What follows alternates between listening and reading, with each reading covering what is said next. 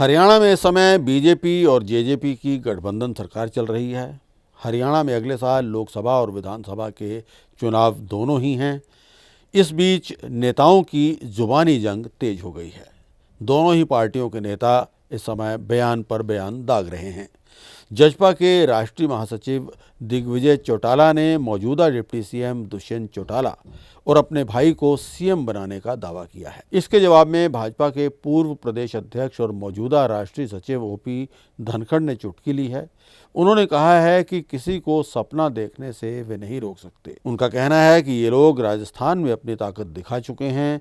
इससे पहले पूर्व केंद्रीय मंत्री वीरेंद्र सिंह भी लगातार भाजपा को जजपा से गठबंधन तोड़ने के लिए कह रहे थे। जजपा के महासचिव दिग्विजय चौटाला का कहना है कि हमारा मिशन दुष्यंत चौटाला को हरियाणा का सीएम बनाना है।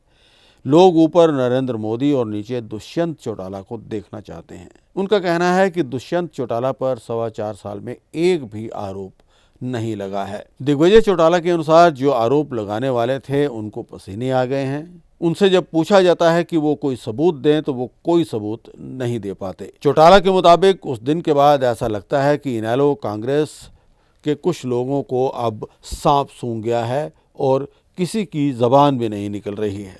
वे ये भी नहीं बता पा रहे हैं कि वो इन आरोपों को कैसे साबित करें। दिग्विजय चौटाला के मुताबिक दुष्यंत चौटाला हरियाणा का कल हैं। ये जितने लोग सीएम पद की रेस में हैं वो 65 या 70 से ऊपर हैं। चौटाला के मुताबिक इस वक्त युवा नेता दुष्यंत चौटाला ही हैं। इसके जवाब में ओपी धनखड़ का कहना है कि किसी भी पार्टी को सपने देखने से आप नहीं रोक सकते। उनका कहना है कि जेजेपी की ताकत सबको मालूम है। अभी हाल ही में राजस्थान में भी उन्होंने ताकत आजमाई थी। क्या हाल हुआ वो सबके सामने है। धनखड़ के मुताबिक जब वो मैदान में आएंगे तब असलियत पता चलेगी। उनका कहना है कि हरियाणा में भी आने वाले समय में जब मैदान में आएंगे तब पता चलेगा कि कौन दल कितने पानी में है। उन्होंने कहा कि इसके आधार पर ही तय होगा कि सीएम कौन होगा, कौन सरकार में रहेगा और कौन सरकार से बाहर जाएगा। उनका ये भी कहना है कि हमारा और जेजेपी का गठबंधन सरकार चलाने का है। आगे के बारे में कई बार लोग पूछते हैं कि चुनाव में साथ रहेंगे या नहीं, लेकिन ये तब पता चलेगा जब इसके बारे में निर्णय होगा और तभी वो इसके बारे में जानकारी देंगे। राजस्थान में जजपा ने चुनाव पूर्व कहा था कि सरकार बनाने में उनका बड़ा रोल होगा, उनके पास सत्ता की चाबी होगी। हालांकि पूरे राजस्थान में सिर्फ 60,000 वोट उनकी पार्टी को मिले हैं। इसके बाद दुष्यंत चौटाला ने सफाई देते हुए कहा है कि हम 19 सीटों पर चुनाव लड़े। हमारे पास जहां एक कार्यकर्ता या एक बूथ का एजेंट नहीं था वहां हमने 60,000 वोट लिए हैं।